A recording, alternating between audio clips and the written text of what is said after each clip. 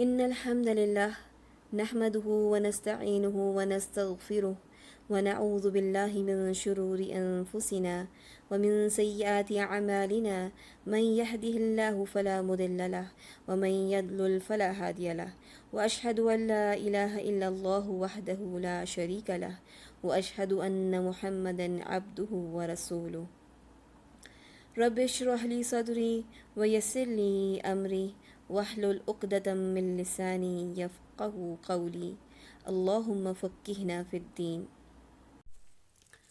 آج ہم سب سے پہلے وضو کا مسنون طریقہ جانیں گے، یعنی وہ طریقہ جس طرح رسول پاک صلی اللہ علیہ وسلم وضو کیا کرتے تھے، تاکہ ہم بھی رسول اکرم صلی اللہ علیہ وسلم کے طریقے کے مطابق وضو کر سکیں۔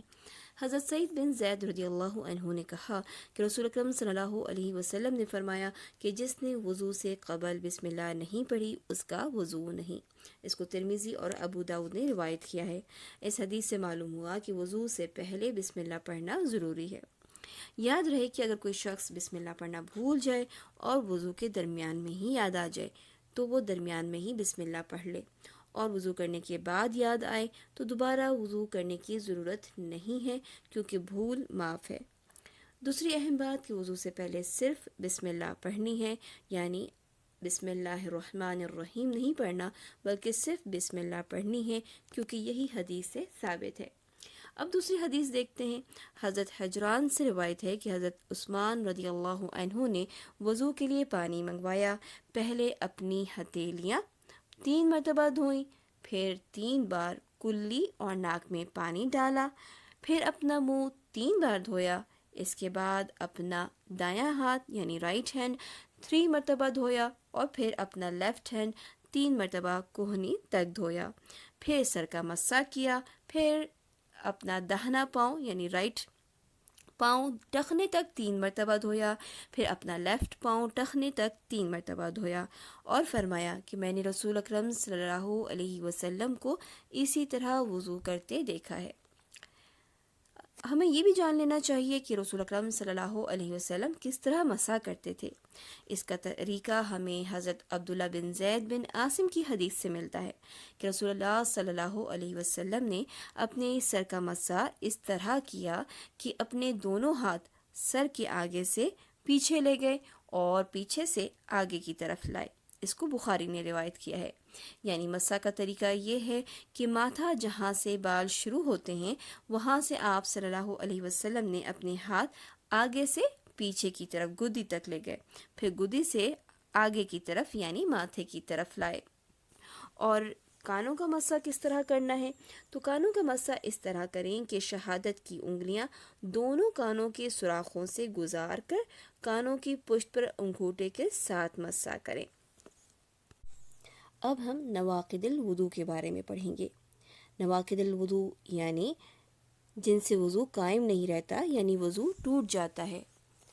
سب سے پہلے ہر وہ چیز جو انسان کے پرائیویٹ پارٹ سے خارج ہوتی ہے اس سے وضو ٹوٹ جاتا ہے، جیسے اسٹول یا یورین یا گیس کے پاس ہونے کی وجہ سے یا کسی بھی قسم کا ڈسچارج ہو تو اس سے وضو ٹوٹ جاتا ہے۔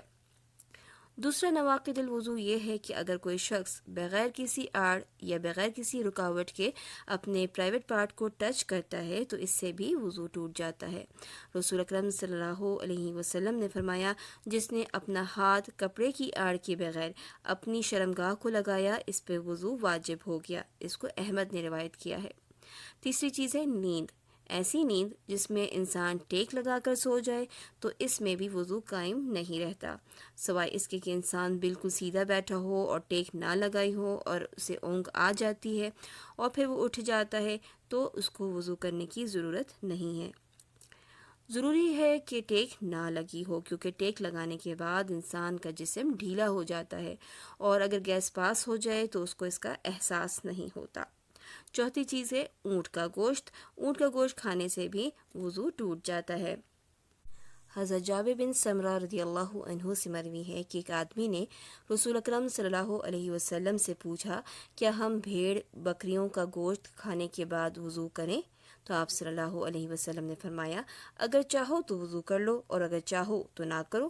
پھر اس نے پوچھا کیا ہم اونٹ کا گوشت کھانے کے بعد وضو کریں؟ تو آپ صلی اللہ علیہ وسلم نے فرمایا ہاں، تم اونٹ کا گوشت کھا کر وضو کرو۔ اسے احمد، مسلم اور ابن ماجہ نے روایت کیا ہے۔ تو ہم نے سیکھا کہ 4 چیزیں ایسی ہیں جو نواقض الوضو ہیں، یعنی وہ تمام چیزیں جو انسان کی پرائیویٹ پارٹ سے خارج ہوتی ہیں اس سے وضو ٹوٹ جاتا ہے۔ دوسرا، نیند سے وضو ٹوٹ جاتا ہے۔ تیسری بات، اونٹ کا گوشت کھانے سے وضو ٹوٹ جاتا ہے۔ اور چوتھا، پرائیویٹ پارٹ کو بغیر کسی آڑ کے چھونے سے وضو ٹوٹ جاتا ہے۔ وضو کرنے کے بارے میں تو ہم نے جان لیا، اب یہ جاننا بھی ضروری ہے کہ وہ کون سے کام ہیں جن کے لیے ہمیں وضو کرنا لازم ہے، یعنی وضو کرنا فرض ہے، یعنی ان کے بغیر ہم یہ عبادات نہیں کر سکتے۔ تو نمبر 1 نماز، نمبر 2 طواف، اور تیسری چیز ہے مصحف کو ہاتھ لگانے کے لیے وضو کرنا لازمی ہے۔ مصحف وہ قرآن مجید ہوتا ہے جس میں صرف قرآن پاک ہی لکھا ہوا ہوتا ہے، یعنی اس کی معانی، اس کے تفاسیر اس میں موجود نہیں ہوتے۔ آپ صلی اللہ علیہ وسلم نے فرمایا نماز کے بارے میں کہ لا تقبل صلاة احدکم اذا احدث حتی یتوضا، رواہ مسلم۔ اللہ تعالیٰ بے وضو کی نماز قبول نہیں کرتا۔ اس سے ہمیں پتہ چلا کہ وضو کرنا نماز کے لیے شرط ہے۔ اب یہ بات بھی یاد رکھیں کہ جہاں مصحف کو ہاتھ لگانے کے لیے باوضو ہونا ضروری ہے، اور حدیث مبارکہ میں بھی یہی ہے کہ قرآن مجید کو باوضو شخص ہی ہاتھ لگائے، اور صحابہ کرام کے بارے میں بھی یہی آثار ملتے ہیں کہ قرآن مجید کو باوضو ہی ہاتھ لگانا چاہیے۔ لیکن جہاں تک تلاوت قرآن پاک کی بات ہے، اس کا معاملہ الگ ہے، اور تلاوت قرآن پاک بغیر وضو کے بھی کر سکتے ہیں۔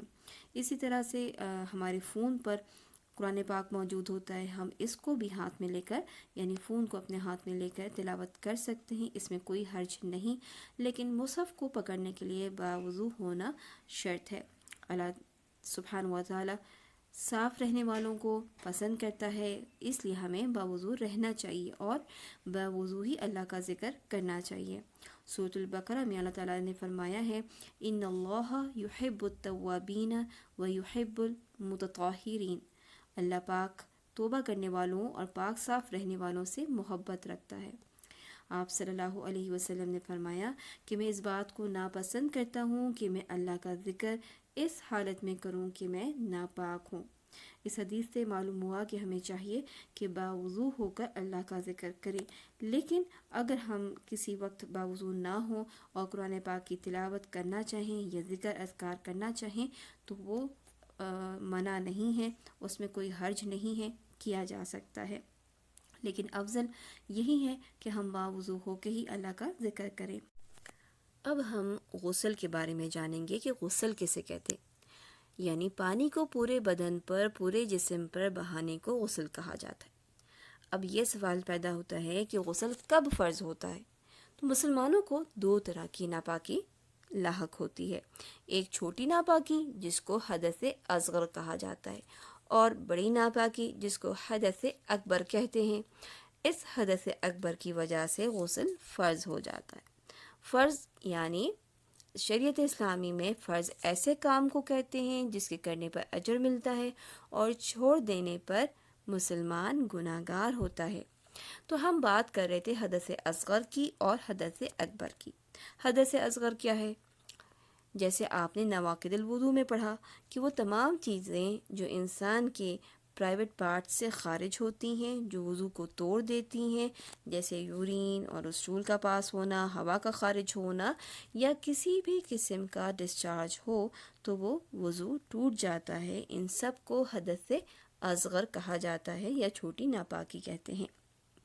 ان کے علاوہ بھی انسان کی پرائیویٹ پارٹ سے جو چیزیں نکلتی ہیں، ہم ان کو 2 قسموں میں تقسیم کر سکتے ہیں تاکہ سمجھنے میں آسانی ہو سکے۔ ایک جو پانی سے ملتی جلتی ہوتی ہیں، اور دوسرا خون ہوتا ہے جو خارج ہوتا ہے۔ خواتین کے جسم سے نکلنے والا خون 3 طرح کا ہے۔ ایک ہے حیض کا خون یعنی مینسس کا خون، وہ خون جو ہر مہینے آتا ہے اور اس کا ٹائم پیریڈ ہر خاتون میں مختلف ہوتا ہے، کسی کو 3 دن، کسی کو 5، کسی کو 7 دن، لیکن اگر اس کی مدت جو ہے وہ 10 دن سے زیادہ ہو تو غسل کر کے نماز شروع کر دینی چاہیے۔ نفاس وہ خون ہے جو ڈلیوری کے بعد، بچے کی پیدائش کے بعد آتا ہے اور اس کی زیادہ سے زیادہ مدت 40 دن ہے۔ اگر اس سے پہلے ہی یعنی 40 دن کے ہونے سے پہلے ہی خون آنا بند ہو جائے تو غسل کر کے نماز پڑھنا شروع کر دینی چاہیے۔ حیض و نفاس کے بعد یعنی جب حیض کا خون ختم ہو جائے، نفاس کا خون آنا بند ہو جائے تو اس کے بعد غسل کرنا فرض ہے۔ اب ہم دیکھتے ہیں استحاضہ۔ یہ ایک بیماری ہے جس میں پرائیویٹ پارٹ سے خون آتا ہے۔ اس کا کلر اور اس کی اسمیل حیض کے خون سے مختلف ہوتی ہے۔ جیسے جسم کے کسی بھی حصے پر کٹ لگ جائے تو فریش خون نکلتا ہے اور اس کا رنگ بھی برائٹ ریڈ ہوتا ہے اور اس میں کوئی بھی بو نہیں ہوتی۔ یہ کبھی کبھی جلدی شروع ہو جاتا ہے، کبھی اس کا ٹائم پیریڈ جو ہوتا ہے وہ زیادہ ہوتا ہے، کبھی کم ہوتا ہے، اور ایسے خون کے آنے پر غسل فرض نہیں ہوتا بلکہ ہر نماز کے وقت تازہ وضو کرنا لازمی ہوتا ہے۔